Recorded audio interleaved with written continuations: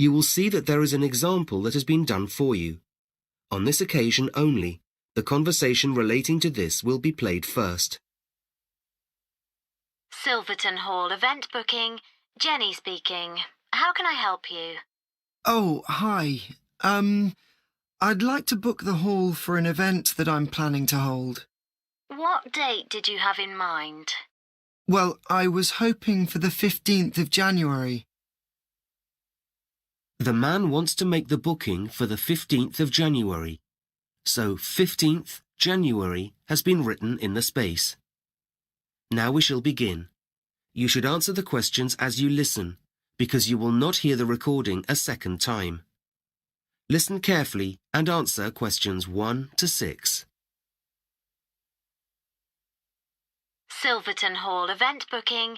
Jenny speaking. How can I help you? Oh, hi. I'd like to book the hall for an event that I'm planning to hold. What date did you have in mind? Well, I was hoping for the 15th of January. Let me just check. That's a Friday, isn't it? No, it's a Saturday. Ah, just a minute. I'm looking at last year's calendar. Yes, you're right. We have something on in the afternoon, I'm afraid, but the evening is free. Great. I was hoping to have it in the evening. OK, and what times were you thinking of? Well, the event is from 8 p.m. until 11 p.m. But I suppose we'll need to book it a bit earlier to set everything up and a bit later to clear up at the end. Yes, you will. So shall we say 7:30 to 11:30? Would that be OK? Yes, that'll be fine. So what kind of event is it? Well, I'm organising a concert. Some of my friends and I play musical instruments, so we're hoping to get together and we're inviting all of our friends to come along. Oh, that sounds like fun. What do you play? The guitar. And my friend Jack plays several instruments. Great. So how many guests are you planning on?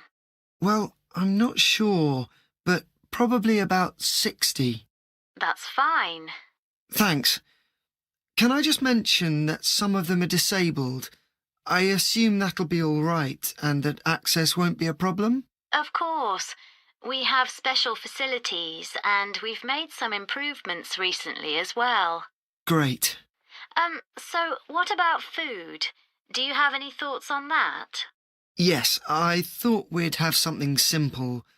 I don't want anything complicated like a buffet or a 3-course meal. So just sandwiches, really. And also something to drink, if that's OK. I've got that. So if you're playing music, do you have your own equipment? Because if not, we can provide that for you. Yes, we have our own equipment. We have our own instruments and microphones and amplifiers. We have everything except for a piano, which would be very useful. Would it be possible for you to provide one? Yes, of course. I'll make a note of that. Before you hear the rest of the conversation, you have some time to look at questions 7 to 10.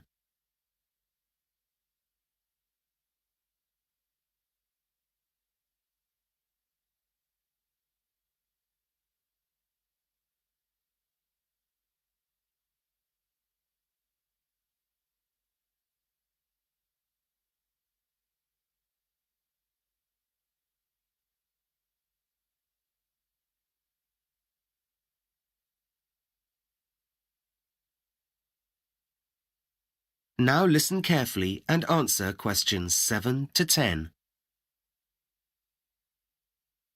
Now, I don't know if you're aware, but parking has become a bit of a problem around the hall.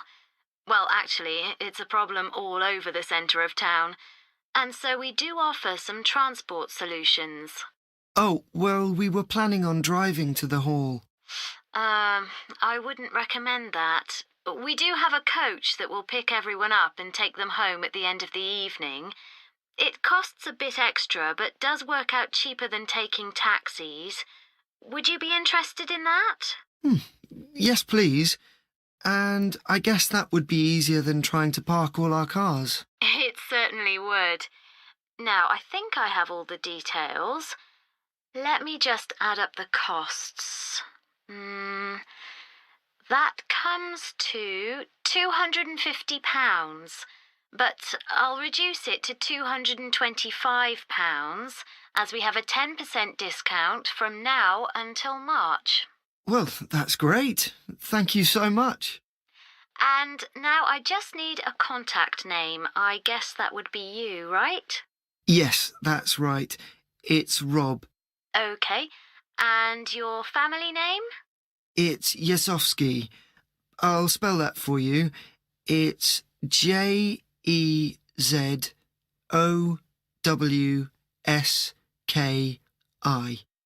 Thanks.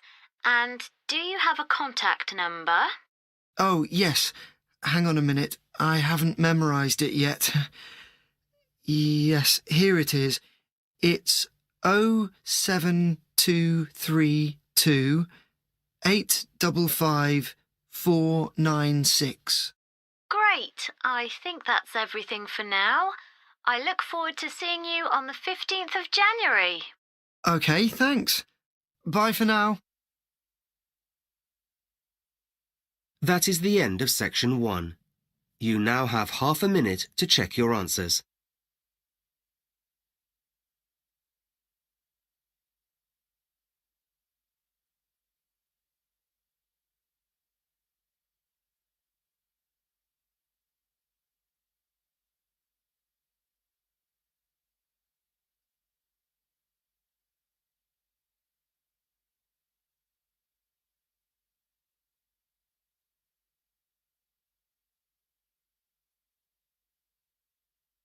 Section 1 is now complete. Now look at Section 2.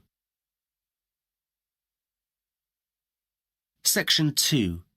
You will hear a manager talking to new employees at a coffee processing factory. First, you have some time to look at questions 11 to 16.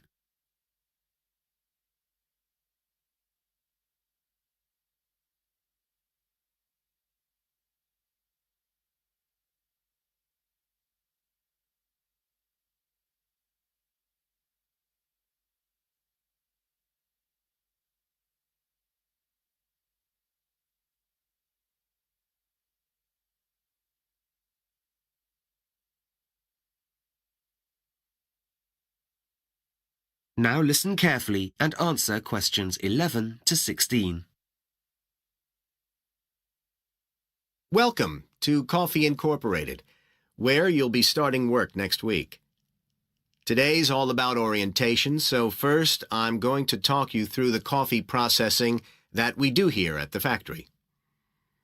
Coffee beans are like a stone inside a fruit, and in what's known as the wet process, the outer covering of skin and fruit is removed before the beans are dried. Wet processing involves the fruit being immersed in water in order to sort which fruit can and can't be used. Any bad fruit will float and can be thrown out at this point. This reduces levels of pollution from dirty waste that some other methods produce, though, admittedly, some people do say the wet process reduces flavor, too. After the fruit has been removed, we are left with the beans, which have to be dried to a water content of about 10% before they can be used to make coffee. We do this by machine. This is the way it's done where there are limits in terms of workspace, as is the case here. An alternative drying method is natural drying, which requires the beans to be spread out on special ground areas or tables in the sun. The air is better able to circulate around the beans in the natural method of drying, but it does increase the number of workers required. After the beans are dry, we go on to a process called polishing. This makes extra sure that the beans are completely clean. Some experts believe polishing damages the taste of the coffee, but that's a matter of opinion. And while polishing isn't actually required, we do it here to avoid the possibility of any remaining skin causing problems during roasting. Once the beans are fully clean, they're sorted by size and weight. This is also carried out by machine. The beans are blown through the air, and the ones that land in bins near the air source are the heaviest and best and will be made into the top quality brands, whereas the ones that fall further away are likely to produce a poorer flavor, though they will still be used for blending and making instant coffee and so on. Beans can also be sorted by color. This is the most difficult and time-consuming task, as it's done by hand and needs workers with expertise and experience. Once the sorting is completed, the beans are roasted and stored ready for distribution. Before you hear the rest of the talk, you have some time to look at questions 17 to 20.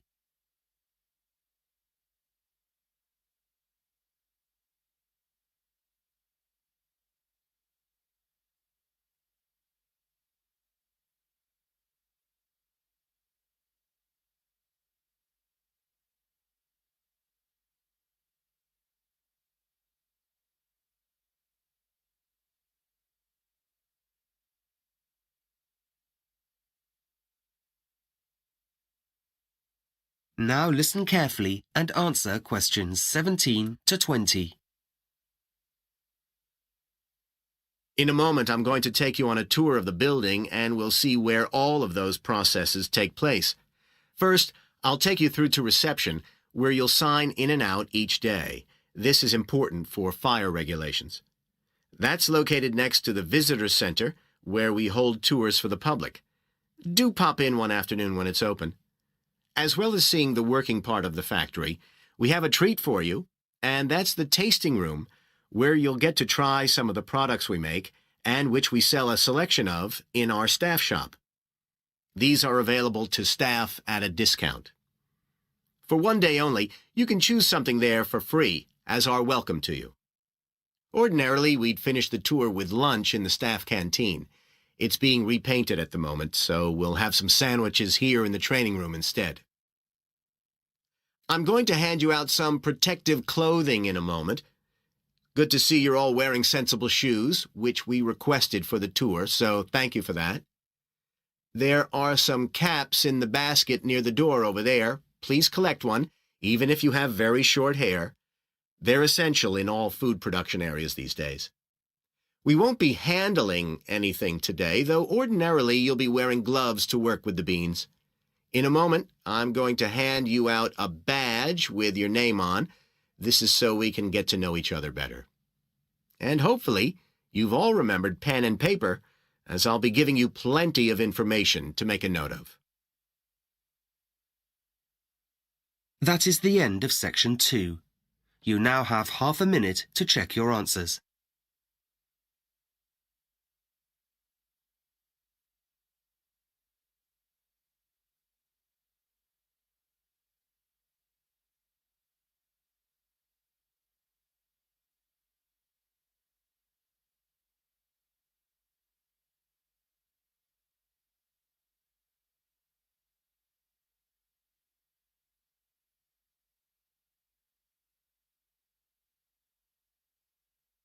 Section 2 is now complete.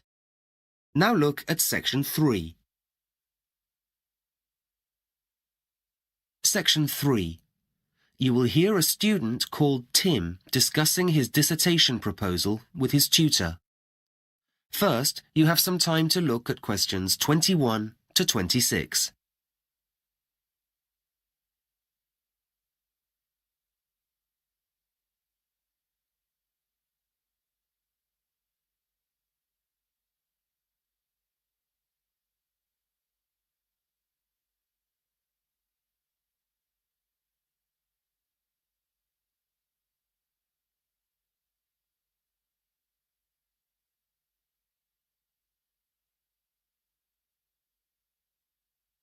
Now listen carefully and answer questions 21 to 26. Have you had any ideas about your dissertation proposal, Tim? I'm definitely doing something about saving dying languages, languages that are in danger of becoming extinct. Sounds like an interesting idea. How are you going to focus your project? Well, my grandmother's first language is spoken by only a handful of people now, so I'd like to record an interview with her that can be kept in an archive, which she was really keen to do when I asked her about it. I know there are linguists already working on recording dying languages, and when we focused on that in class, I realised I wanted to do something for my grandmother's heritage. I wanted to discuss with you how to go about it. You'd have to think carefully about what to include, of course. Something about the impact of technology, perhaps. You mean the fact that technology allows people to communicate at the click of a mouse across the world, so it contributes to languages becoming endangered? Mm-hmm. I know this has resulted in lots of languages disappearing because people use international languages like English to communicate instead of their own. That's why it's important to make an effort to conserve them. So, in your introduction, you could talk about the negative impact of globalisation on minority languages. Right, I'll mention that. And the media's had an enormous impact. Schools teach in the standard languages of a country rather than minority ones. That means young people lose the language skills of earlier generations because they aren't exposed to them as they would have been in the past. I'll definitely put that in. Good idea. I mean, take me for instance. I'm not a fluent speaker of my grandmother's first language, so most of the time we speak in English. Well, exactly. And then what are you going to say about how we can actually save dying languages? Well, I realise that there are organisations working to conserve them by creating libraries of audio and video material that document and conserve languages for future generations. That's what I'd like to contribute to. Though I doubt whether it's possible to save my grandmother's language. There are so few people who speak it, I can't see why anyone would try to revive it. I don't think it's going to become anyone's first language again. Though if I do this, at least there will be a record of it. And it may be that recording minority languages can save some of them from dying out. I don't get how, if no one's learning them as their first language. Well, the data that's collected isn't just stored away and forgotten about until someone rediscovers it in the future. It can be used to develop teaching materials within communities, so local children have learning tools they've never had access to before. You know, they can listen to and see these languages written down. Oh, right. I've also heard something about recording oral literature. What does that mean? Is it to do with how languages and culture are bound together? Exactly. Team members from the organisations we're talking about travel to remote communities and record their stories, rituals, songs. So it's not just language that's conserved. I see. It's like some of the traditions in my family that have come from my grandmother's community. It's important to me to keep those alive too. Hopefully I'll have my own grandchildren to pass them down to. And even if my grandmother's language itself doesn't survive, then at least some of the history and culture will. Before you hear the rest of the conversation, you have some time to look at questions 27 to 30.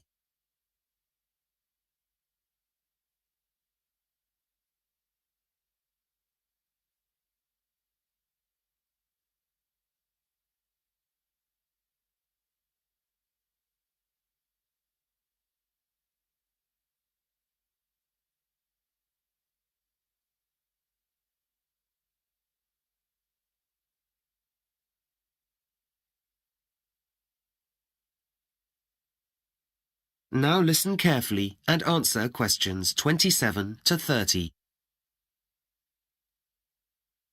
So, talk me through your plan concerning interviewing and recording your grandmother.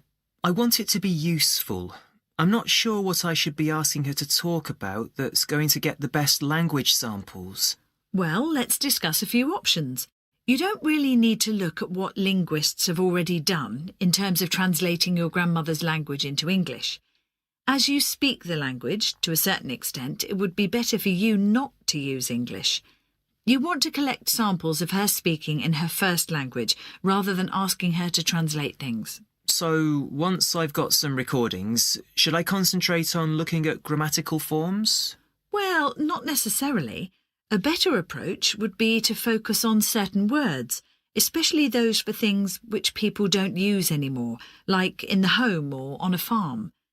One way would be to get her to recount tales from her childhood. If you ask someone for a word, they might not remember it, but it might pop out in a sentence if they're focused on something that brings up the word naturally. Like, my grandmother might not remember a particular saying in her first language, but if I ask her to talk about her life, it might come up naturally in context. Exactly. Childhood's a good topic. Everyone has lots of memories they can talk about. And you'll get much more authentic samples if you get her talking rather than asking her to write things down or translate them. You will, of course, have to produce a written version eventually yourself, but that's quite different. OK. Now, what about the practicalities of doing the recording?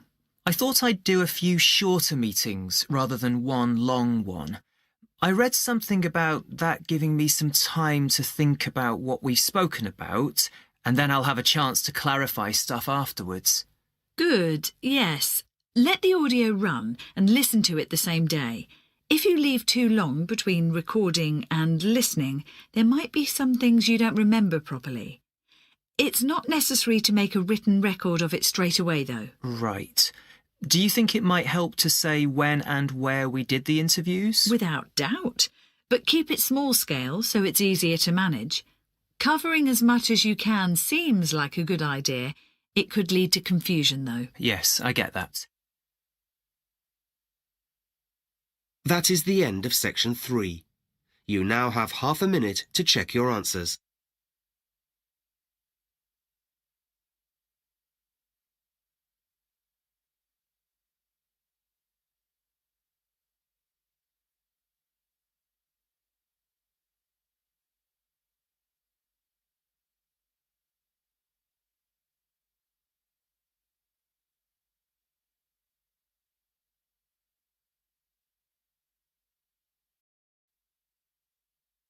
Section 3 is now complete. Now look at section 4. Section 4. You will hear a lecture about the history of time measurement. First, you have some time to look at questions 31 to 40.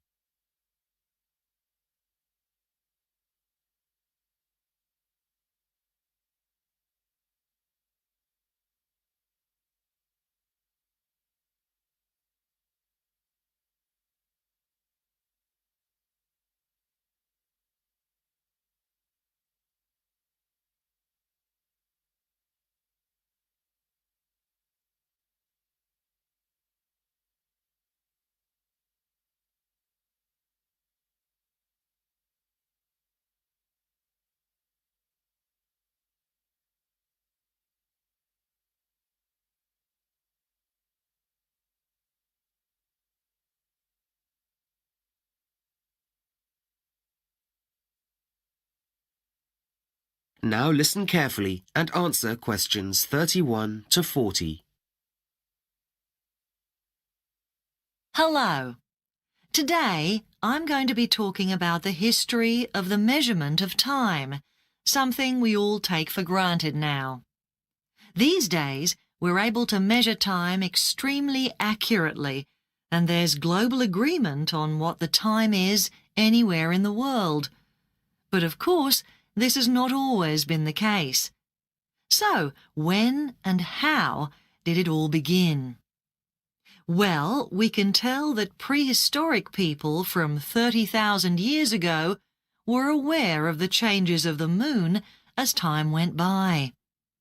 But 25,000 years passed before humans began to actually track time.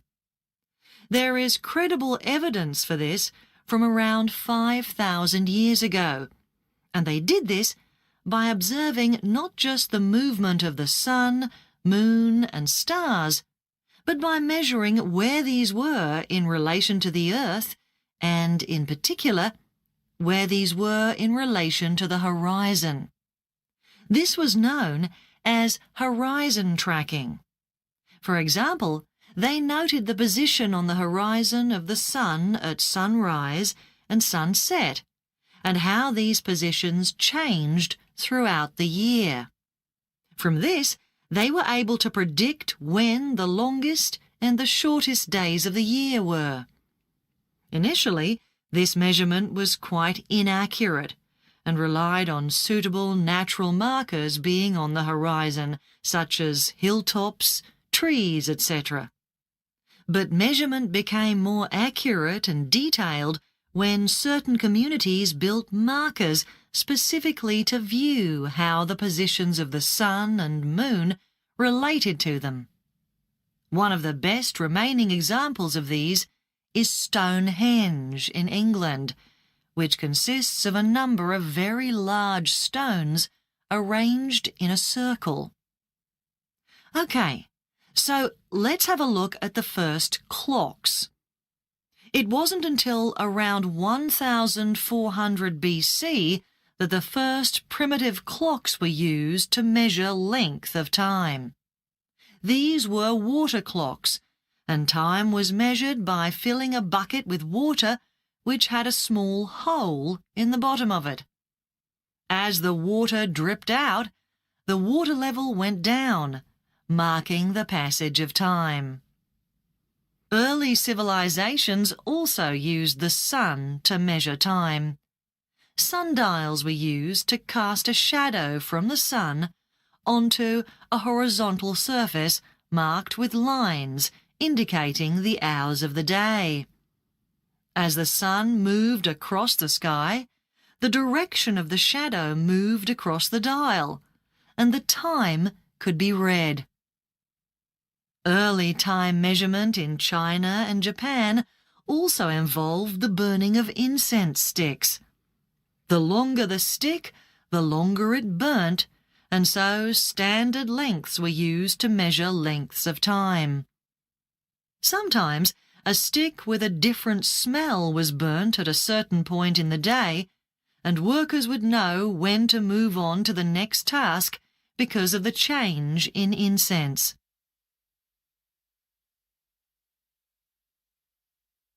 Let's now look at mechanical clocks. The first evidence of these is in the late 13th century in Northern Europe. They were made of iron, rather large and heavy, and the wheels of the clock were driven by a weight, which slowly descended. Initially, mechanical clocks didn't have a clock face and just struck a bell every hour. They were also only accurate to the nearest quarter of an hour, but it didn't matter if the time wasn't quite right, because there was only one clock in each community. However, when people travelled to other communities, they discovered the time there was different. This first became a real problem with the introduction of the railways in the 1840s. Up until then, sundials had been the most accurate way of telling the time, but these were dependent on shadows made by the sun, and this was too inaccurate for producing timetables. This meant that there was a need for a nationally agreed time system, and in 1847, the time at Greenwich in London was taken to be the point on which the national time was based. There was inevitably a lot of resistance to this in the middle decades of the 19th century. People in other places, like Bristol, for example, wanted their own time and didn't want to be dictated to by London. An even bigger problem came a few years later with the need for a globally recognised time system. International shipping at that time used maps on which Greenwich was the main reference point. As zero longitude passed through Greenwich, it was decided at a conference in Washington that all longitude would be calculated east and west from there. So then it made sense to use Greenwich to also measure time for the whole world, starting at the observatory at midnight. People could therefore be confident that when it was 8 a.m. in California, It was 5 p.m. in Paris every day. That is the end of section 4. You now have half a minute to check your answers.